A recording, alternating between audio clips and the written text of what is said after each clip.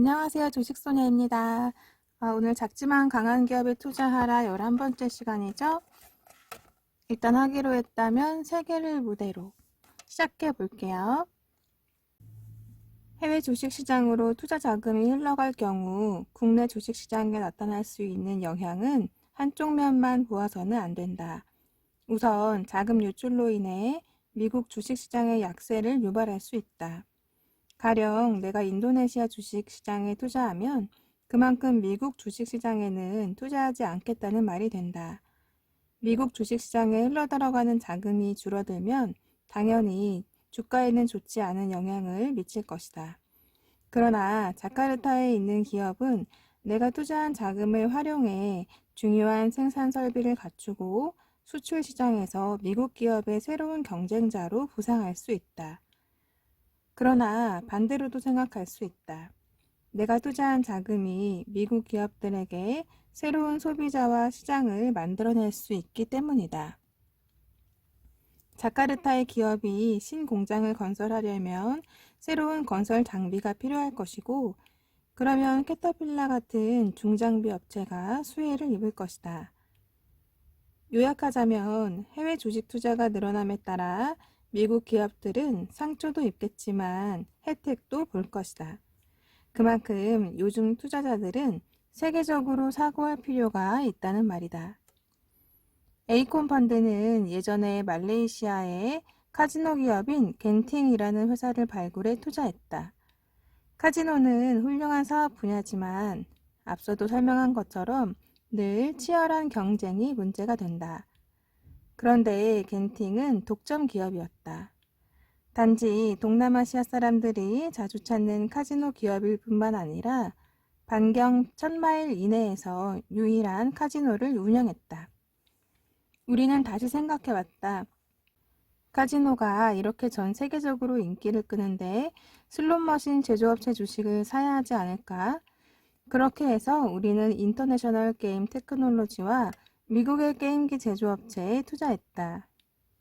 요즘 세상에서는 어느 기업의 본사가 어느 나라에 있느냐는 그리 중요하지 않다. 가령 스웨덴의 어느 기업이 제품의 90%를 수출하는데 이 가운데 35%는 미국으로, 25%는 일본으로 수출한다고 해보자. 이런 기업의 주식이 반드시 스웨덴 주식이라고 할 수 있을까? 우리는 통상 어느 기업은 어느 나라 기업이라고 분류한다. 하지만 그런 분류가 상당히 자의적이라는 느낌이 들 때도 있다.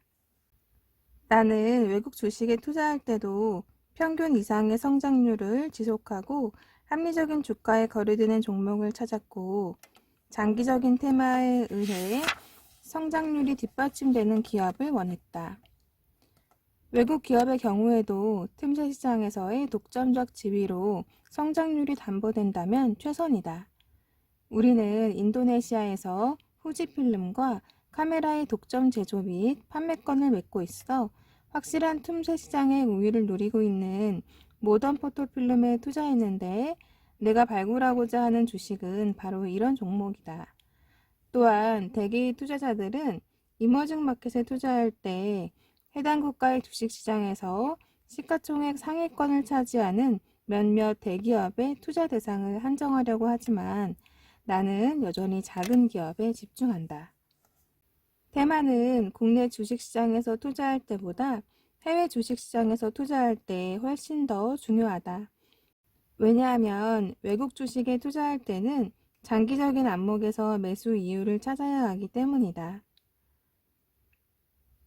홍콩과 태국은 주식 회전율이 엄청나게 높고 내부자 정보도 넘쳐난다. 외지인이 이런 나라에서 내부자 정보를 믿고 주식에 투자했다가는 2주도 못 가서 손을 털고 나와야 할 것이다. 여기서 살아남는 비결은 장기 투자자가 되는 것이다. 대부분의 현지인들이 통상적으로 생각하는 투자 기간보다 훨씬 더 긴 기간 동안 주식을 보유하는 전략이다. 대개의 경우 현지 투자자들은 주가가 25% 정도 오르면 이익을 실현한다. 외국인이라 하더라도 이보다 훨씬 더 긴 투자 기간을 염두에 두고 심지어 현지인들이 팔아치울 때 오히려 매수에 나선 다음 느긋하게 기다린다면 아무런 내부자 정보를 갖고 있지 않더라도 높은 투자 수익률을 올릴 수 있다. 때로는 주식시장도 크지 않고 유동성은 부족한 반면 변동성은 장난 아니고 현지 투자자가 훨씬 더 유리하고 무슨 일이 벌어지는지 알아보려면 꽤 많은 노력이 필요한 이머징 마켓이라 해도 그 자체 내에서 보상을 얻을 수 있다. 이런 나라는 연간 경제 성장률이 6에서 10%에 달하고 기업 성장률은 연간 25%에서 30%에 이른다. 온갖 어려움을 다 겪을 만한 가치가 있는 셈이다. 제 6장에서도 설명했지만 이처럼 높은 성장률은 아주 중요한 테마다. 미국의 GDP 성장률은 연 2에서 3%에 불과하지만 많은 나라의 경제 성장률은 6에서 10%에 달하고 이런 나라의 가처분 소득은 무려 연 15에서 20%씩 증가하고 있다. 말레이시아가 됐든 중국이 됐든 칠레가 됐든 이들 나라 국민 역시 미국이 가난한 나라에서 중산층의 나라를 거쳐 부유한 나라가 되면서 거쳤던 단계를 똑같이 밟을 것이다. 전 세계 어느 나라에서든 더 잘 살게 되면 고기와 단백질이 풍부한 음식을 더 많이 섭취하고 쌀이나 빵 같은 곡류는 덜 소비한다. 누구나 더 멋진 옷과 더 좋은 승용차와 에어컨이 달린 더 큰 집을 원하고 세계적인 브랜드의 운동화를 신고 달리고 싶어 한다. 주식 투자자라면 이런 욕구를 충족시켜주는 기업을 발굴해야 한다. 앞서도 언급한 것처럼 또 하나의 중요한 테마는 이머징 마켓에서 벌어지고 있는 통신 시스템의 확충이다. 우리는 이미 한국과 필리핀, 브라질, 이탈리아의 이동통신 회사 주식을 매수했다.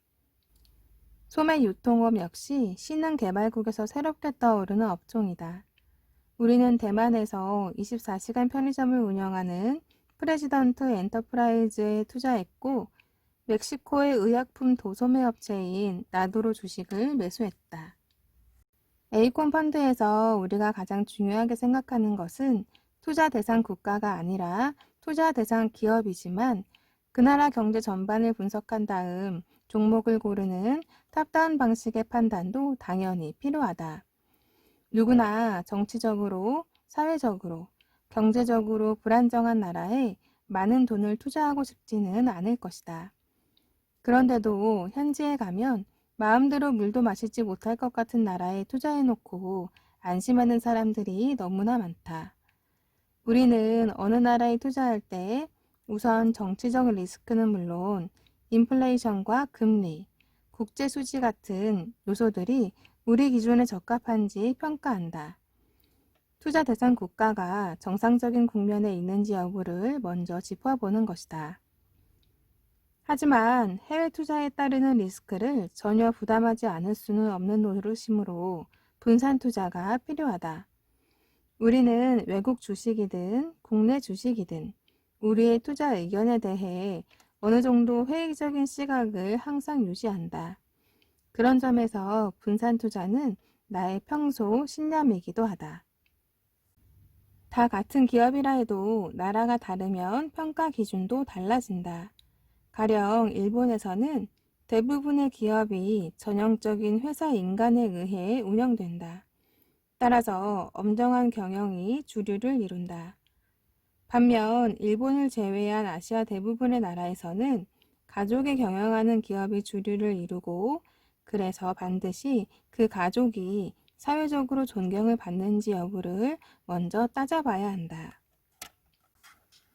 네, 여기까지 오늘 11장 다 살펴봤습니다.